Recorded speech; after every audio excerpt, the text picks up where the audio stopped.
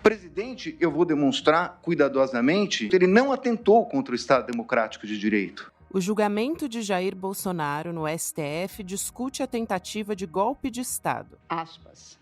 Estava atuando para demover o presidente da República. Demover de quê? Porque até agora todo mundo diz que ninguém pensou nada. Claro, claramente, Vossa Excelência. Demover de adotar qualquer medida de exceção. No primeiro dia, o ministro relator, Alexandre de Moraes, expôs o caso e a PGR falou em um núcleo central. Paulo Gonet disse que o golpe já estava em curso, ao citar as reuniões de Bolsonaro com o alto escalão das Forças Armadas.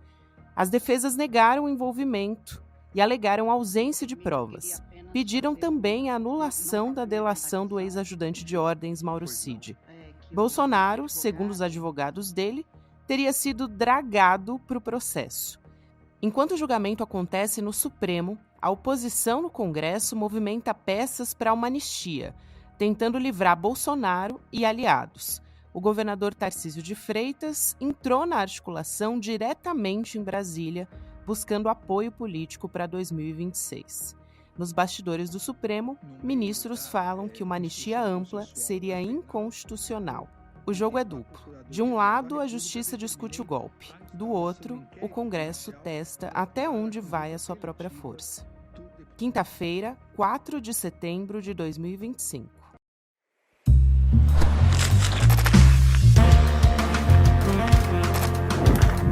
Sou Gabriela Varela, esse é o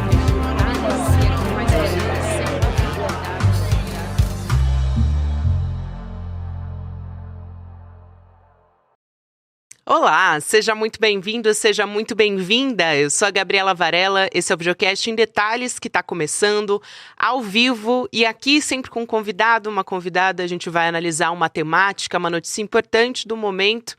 Aliás, se você tiver alguma pergunta, já manda aqui, porque a advogada, a doutora Damares Medina, está junto com a gente para analisar esses 2 primeiros dias de julgamento do núcleo crucial envolvendo o ex-presidente Jair Bolsonaro. Doutora Damares, um prazer te receber aqui mais uma vez.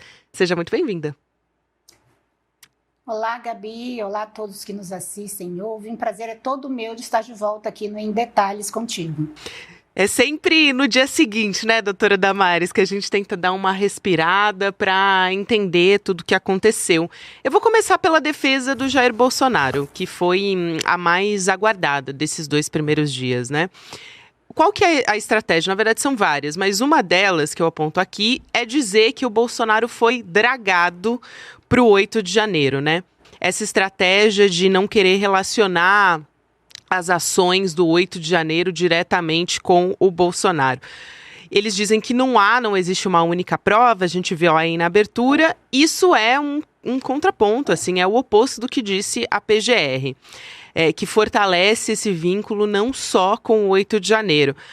Eu pergunto, isso pode ser eficaz? Algum ministro pode, por exemplo, o ministro Luiz Fux, acreditar ou seguir essa linha da defesa do Bolsonaro, entender que há uma diferença do ato preparatório com o ato executório? E só para reforçar aqui o que disse o Paulo Gonet, ele pega essa reunião das Forças Armadas, né, do alto escalão com o Bolsonaro, para trazer também essa ideia implícita de violência e de grave ameaça.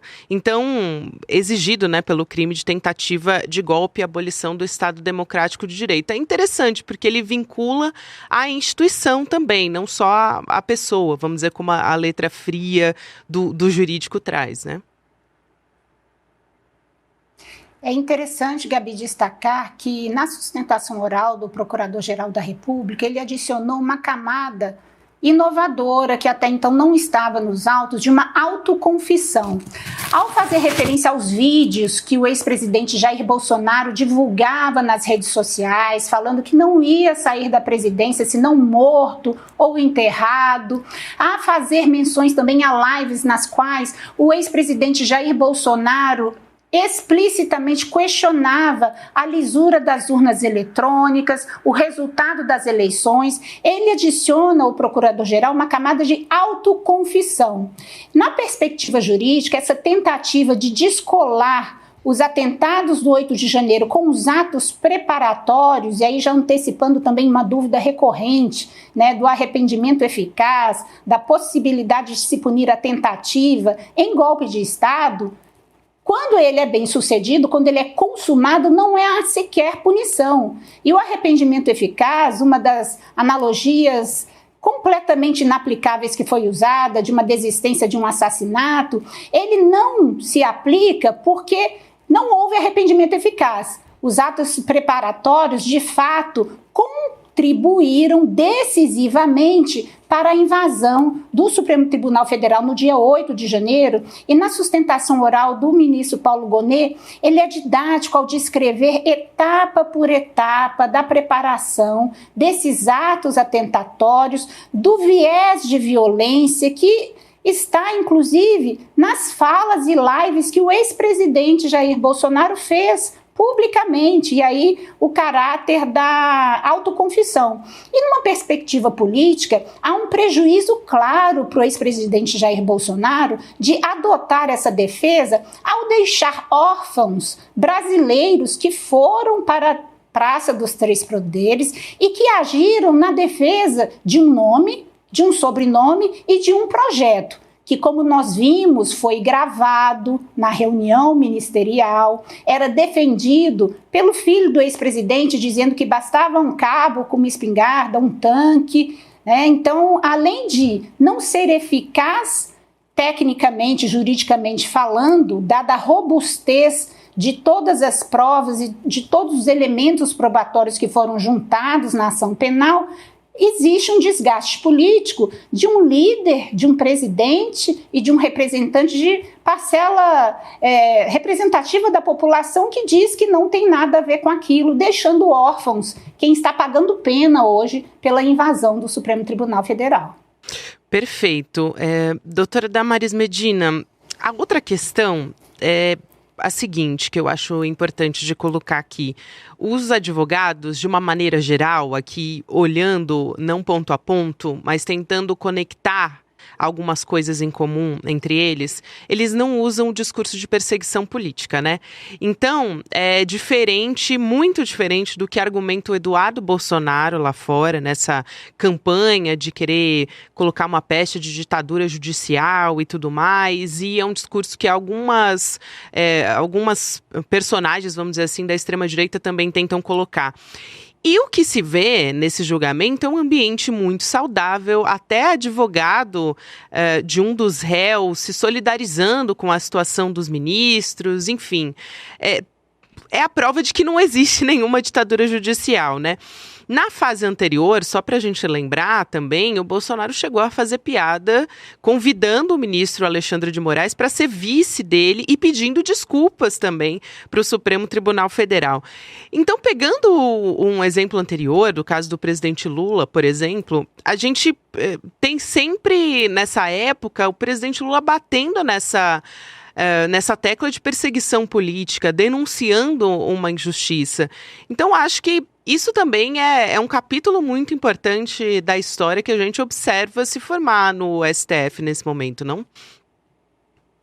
Sim, você fez uma análise muito acurada e eu chamo a atenção para 2 pontos fundamentais. O primeiro deles é a mudança do clima da abertura do julgamento, quando foram apresentadas a denúncia, feitas as primeiras arguições orais. O clima era de maior enfrentamento, de não levar tão a sério com as piadas que o ex-presidente fez, até chamando o ministro Alexandre de Moraes para ser vice dele, com o clima que nós tivemos agora nessa segunda fase do julgamento, que coincide com as investidas internas dos Estados Unidos de ataque frontal e sem precedentes ao ministro Alexandre de Moraes e aos brasileiros como um todo, ao segmento industrial, por exemplo, com as sobretaxas de 50% e como isso pegou mal, como isso foi um tiro no pé, porque aflorou um sentimento de patriotismo, de soberania nacional que eu pude perceber nitidamente na mudança do clima entre a primeira fase e a segunda fase do julgamento dessa ação penal. Os advogados estavam muito mais contidos, até com um tom meio resiliente. Eu percebi também uma certa escassez de bons advogados, né? Nós tivemos advogados que ficaram 21 minutos elogiando o ministro, chamando de atraente, jogando conversa fora, assim, uma defesa contundente da não participação de seus clientes. E numa perspectiva transversal, é importante comparar o Supremo do Mensalão com o Supremo da Lava Jato e o Supremo hoje do 8 de janeiro. Por quê? Primeiro, é uma instituição que aprende com seus próprios erros e acertos. Segundo, é uma instituição que foi depredada, o que nós identificamos como uma culminância de uma violência sem precedentes no Brasil e nas outras cortes constitucionais. E, por fim, para matar de vez esse discurso da suposta perseguição, que não é defendido nem pelos advogados dos réus.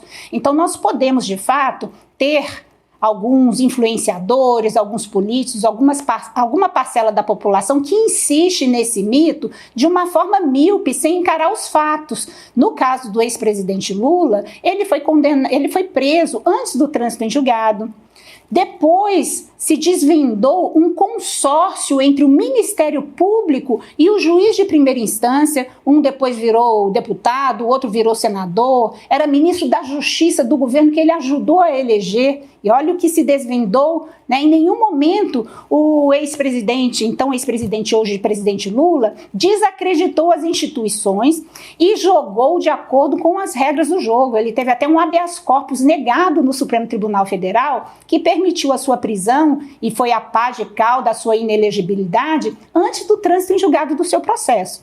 Então nós vemos um Supremo que aprendeu que terceirizar para a primeira instância julgamentos tão complexos e com vieses políticos tão sofisticados não era um caminho seguro. E que hoje, apesar do preço que paga, né, vemos os advogados até se solidarizando com o tribunal que é atacado todos os dias, ele tem cumprido essa função porque a história recente mostra que é o melhor caminho para a solução democrática desses conflitos brasileiros, constitucionais, políticos, que são tão complexos e permanentes, né? Continuam. Com certeza, que ponto importante trazer essa retrospectiva da atuação do Supremo Tribunal Federal até a nossa chegada aqui, nesse julgamento do 8 de janeiro.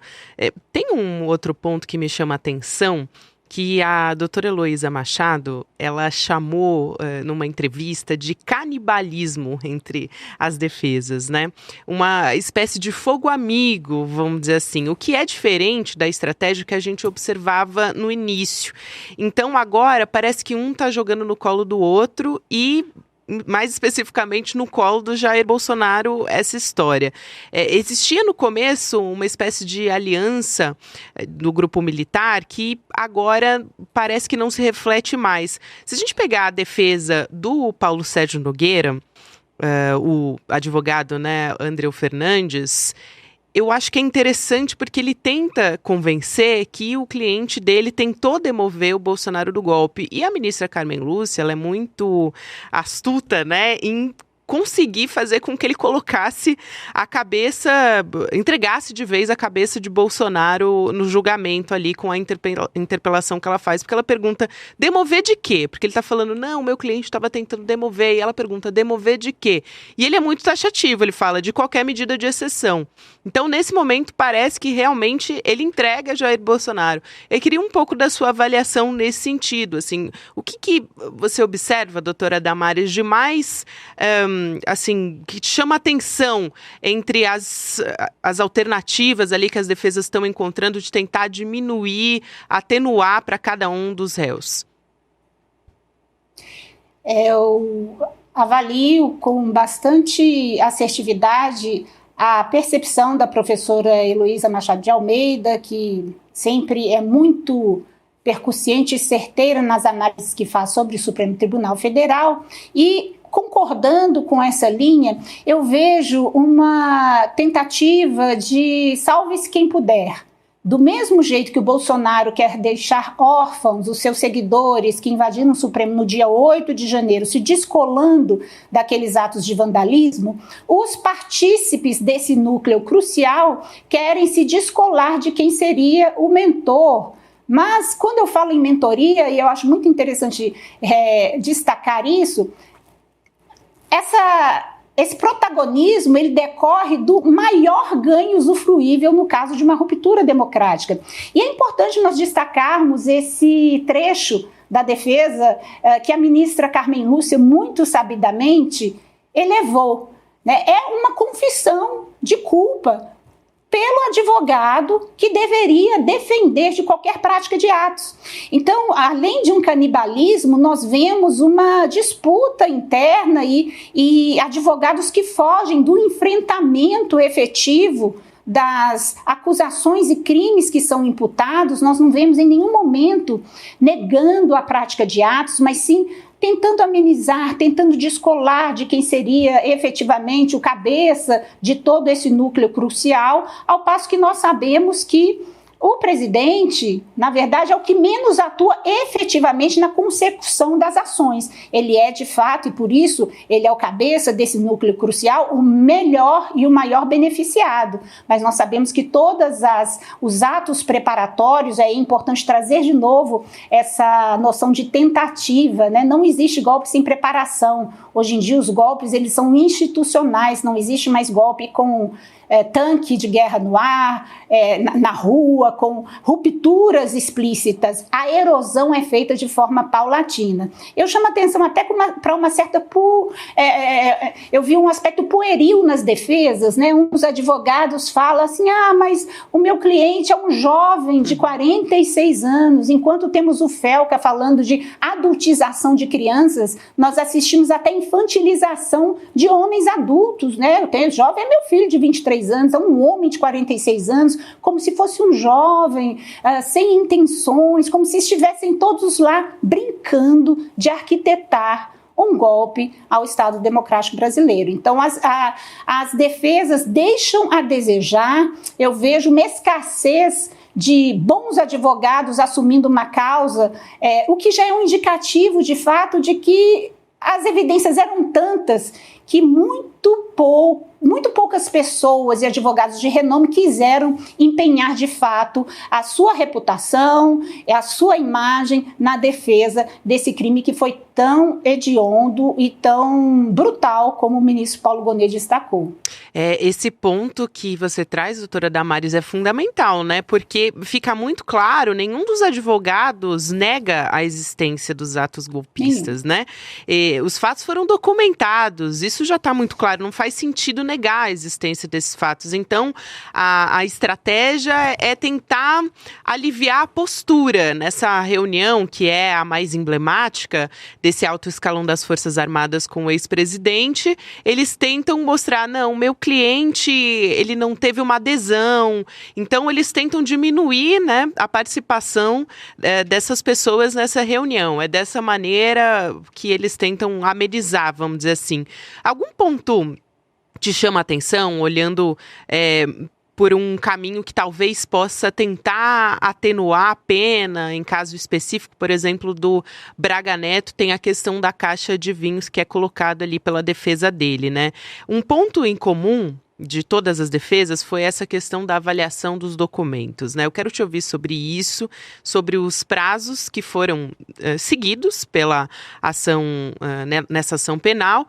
Do que eles estão reclamando exatamente quando eles dizem que não tiveram tempo para avaliar esse material, doutora Damares? E também te pergunto sobre o padrão que tem sido seguido pelos tribunais, né? Eles não têm anulado essas ações em razão de um argumento parecido com esse que as defesas estão utilizando, né?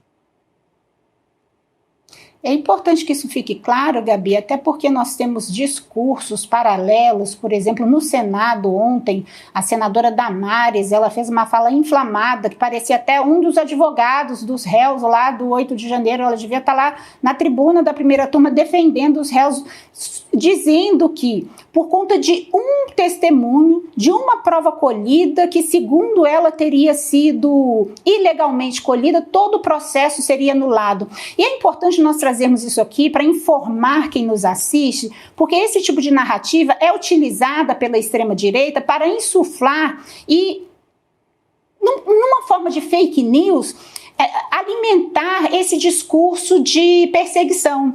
E esse processo especificamente, não só do núcleo crucial, mas de todos os demais núcleos e todos os processos do 8 de janeiro, são processos digitalizados, públicos. Os advogados de defesa, eles têm suas equipes para analisar os documentos, e nós sabemos que não é defesa ao advogado dizer que, uma vez respeitado o prazo legal, o prazo regulamentar, ele deveria ter tido mais prazo, porque isso, no limite, numa perspectiva legal, é a quebra até da isonomia. Como esperar que um advogado específico, numa circunstância peculiar, tenha mais prazo do que todos os advogados do Brasil teriam no mesmo processo? E democracia é justamente isso. O processo judicial e a justiça, ela só se alcança com respeito à forma. E a forma tem que ser isonômica. O mesmo prazo que é aplicado a Chico tem que ser aplicado a Francisco também. Se nós falarmos em prazos específicos, hipotéticos, nós teríamos que rever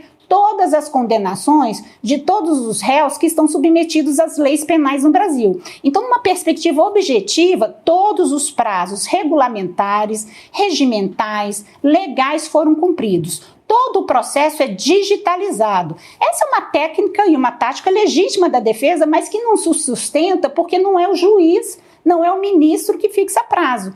E o advogado, infelizmente, ele não pode arguir que desconhece a lei, que desconhece o prazo, que o prazo foi insuficiente. Nós, advogados e nós profissionais como um todo, imagine vocês, jornalistas, tem uma pauta complexa para amanhã, 8 horas da manhã. Não tive tempo de analisar os documentos. Isso é uma questão que o profissional de defesa tem que equalizar com os seus clientes, com os seus honorários e com a sua equipe para cumprir os prazos legais que foram rigorosamente aplicados. Muito bom. Eu, aproveitando aqui, doutora Damares, que você puxou um pouco para o Congresso Nacional, tem um cenário que se desenha que eu acho muito importante, e é uma pergunta também aqui da Mariângela Branco, a respeito da delação do Mauro Cid ser anulada, mas a Marlene Aparecida, elas têm um nome parecido aqui também. A Marlene Aparecida, ela fala da anistia. Eu quero puxar esse ponto com você antes de falar a respeito de Mauro Cid, até porque a gente tem um tempo muito curtinho. A oposição está armando uma anistia no Congresso, né? Então, obviamente, tem uma discussão moral a respeito disso, de levantar esse projeto enquanto a gente está falando do julgamento no Supremo Tribunal Federal, e tem o próprio presidente do Senado, o Alcolumbre, falando de uma proposta alternativa à anistia. A gente ainda não sabe bem o que seria isso, mas a questão é a seguinte, do ponto de vista jurídico, se passar no Congresso, deve ser judicializada no Supremo Tribunal Federal e entendida como inconstitucional pelos ministros? Do ponto de vista jurídico, ela não deve ser, ela será judicializada. Não há dúvida de que, até preventivamente, antes de ser aprovada, ela pode ser questionada, porque na Constituição as únicas hipóteses de controle preventivo de constitucionalidade, que podem inclusive travar tramitação de projetos de lei, são tentativas tendentes a abolir o Estado democrático. Isso é uma das cláusulas pétreas da Constituição. Agora, como constitucionalista, eu me provoco sempre a fazer uma análise ampla. O que é inconstitucional em uma anistia? Já vi vários colegas dizerem que uma anistia seria inconstitucional, mas é constitucional, por exemplo, um presidente da República indicar um ministro homem para uma vaga de uma ministra aposentada no Supremo Tribunal Federal, reduzindo de 2 para 1 a presença histórica de mulheres no Supremo? Isso, na minha perspectiva de constitucionalista, viola o princípio da isonomia. Várias questões que são notadamente inconstitucionais, elas só se tornam inconstitucionais depois que o Supremo Tribunal se pronuncia sobre a constitucionalidade ou não. Então, se o Congresso aprova uma anistia, e aí numa perspectiva política, né, eu vi o governador Tarcísio falando que não confia na justiça brasileira, é importante que nós, eleitores, saibamos o tipo de político que queremos nos representando, né? Antes mesmo de um julgamento, ele vai para o Congresso Nacional em busca de apoio político para uma anistia em nome de líderes políticos. E os cidadãos comuns que estão presos lá pelo 8 de janeiro não serão anistiados? Né? Que tratamento é esse que nós damos às nossas elites políticas, ao alto escalão das Forças Armadas, e onde nós deixamos os nossos cidadãos lá que estavam lá defendendo, né, o presidente Jair Messias Bolsonaro? Então nós precisamos analisar também isso numa perspectiva da isonomia. E por outro lado, né, essa questão da anistia, quem vai decidir se é ou não constitucional é o Supremo Tribunal Federal. E eu acho que seria muito incoerente, na minha avaliação, seria incoerente o Supremo Tribunal Federal, que condenou por todos os atos antidemocráticos e tentativa de abolição do Estado Democrático de Direito, centenas de pessoas que invadiram o tribunal, até que passaram batom numa estátua, e de repente considerar constitucional uma anistia de quem estava arquitetando todos esses atos, porque na sustentação oral do Procurador-Geral da República ficou didaticamente e incontornavelmente demonstrada a conexão entre esses atos preparatórios e a culminância dele no 8 de janeiro. Então, até sob uma perspectiva da isonomia, você declarar uma anistia à cúpula constitucional e deixar com que, né, os cidadãos comuns continuem presos, seria uma incoerência. Vai anistiar todo mundo? Sim. Quem invadiu o Supremo, quem tentou demover a democracia constitucional brasileira vai sair incólume, ou uns estão acima da lei? E lembrando, o papel do Supremo é justamente contrariar a maioria. Isso nós chamamos de função contramajoritária. Então não importa se o Congresso aprova uma lei, todo o poder emana do povo, mas o povo não pode atentar contra a nossa democracia, o povo não pode atentar contra a Constituição. Por exemplo, se você está num estádio e chama um jogador lá, o Vini, de macaco, jogam banana, isso não é liberdade de expressão, isso é crime de racismo. Claro. Então o que fizeram e o que fazem não é liberdade de expressão, é crime de atentado contra o Estado Democrático de Direito. Doutora Damares, eu vou pedir o desafio de responder em 1 minuto, mas para a gente já ter uma perspectiva do que vem por aí semana que vem. Na terça-feira, dia 9, a gente tem a retomada da ação penal e vai ter a votação dos ministros. Nessa fase, eles já podem apresentar alguma dosimetria de pena? A gente pode ter uma ideia do tempo de condenação já no dia 9 ou até antes do dia 12 ou não? Eu acredito, inclusive, que essa mudança de tom na defesa dos réus seja, sobretudo, por ter caído a ficha do que vem pela frente. Nós esperamos, e adotando como parâmetro as penas altíssimas que foram combinadas aos cidadãos comuns que invadiram o Supremo Tribunal Federal, possibilidade de condenação de até 30 anos de cadeia. Então, a expectativa é que o ex-presidente Jair Messias Bolsonaro termine condenado a pelo menos 30 anos de reclusão, que vão se iniciar em regime fechado. Existem 2 caminhos. No seu voto, o ministro Alexandre de Moraes, além de examinar todo o mérito da ação penal, pode já propor essa dosimetria, e aí os demais ministros vão votar no mesmo sentido, ou propondo alternativas para penas que serão individuais.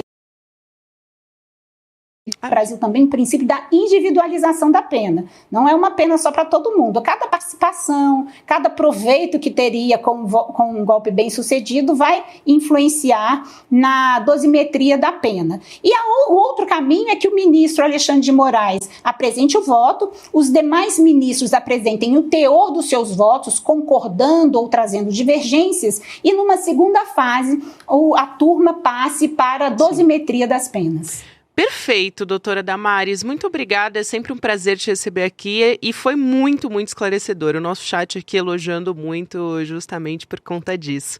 Obrigada, um grande abraço, querida, até a próxima. Obrigada, Gabi, obrigada a todos que nos assistiram, é sempre um prazer participar e esperamos aí um final de julgamento e virar essa folha da nossa história. Com certeza, e a gente vai conversando até lá. Até mais. Até mais. Lembrar você aqui também, antes da gente ir para o Mercado Investimentos, que temos os ingressos do Despertar 2025, um encontro com a nossa comunidade. Os ingressos de camarote já se esgotaram, então vai lá em despertar2025.com.br para você garantir o seu ingresso com 50% de desconto. Vale a pena, tem um monte de atrações que foram confirmadas. Aliás, eu soube, um passarinho me contou que no N1 também tiveram novidades que foram anunciadas pelo Edu Moreira também. Agora, na sequência, você vai ter o Mercado Investimentos, depois o Rolê CL, e você pode acompanhar o Em Detalhes também nas plataformas de áudio em qualquer momento do seu dia. Até a próxima. Em 2024, milhares de pessoas de todo o Brasil se reuniram para um encontro memorável.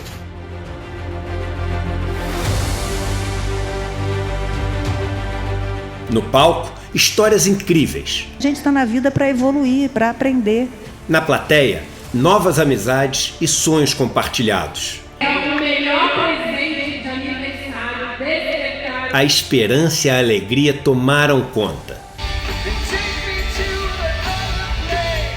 Vimos que um país mais justo, consciente e humano é possível. Vocês, espectadores, hoje são os protagonistas desse evento incrível e que desperta. Provamos que o conhecimento liberta e o coletivo transforma. Que a gente veio pra cá pra...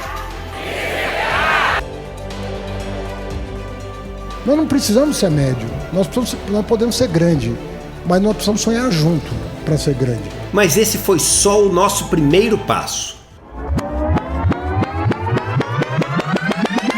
Em 2025, o despertar volta ainda mais incrível, mais necessário, mais revolucionário, mais ICL do que nunca. Estaremos juntos para enfrentar um dos momentos mais difíceis de nossa geração. Chegou a hora de pôr a mão na massa, conspirar e agir, de se unir a milhares de pessoas que acreditam que chegou a hora da mudança e que ela só depende de nós. Despertar 2025, a revolução necessária.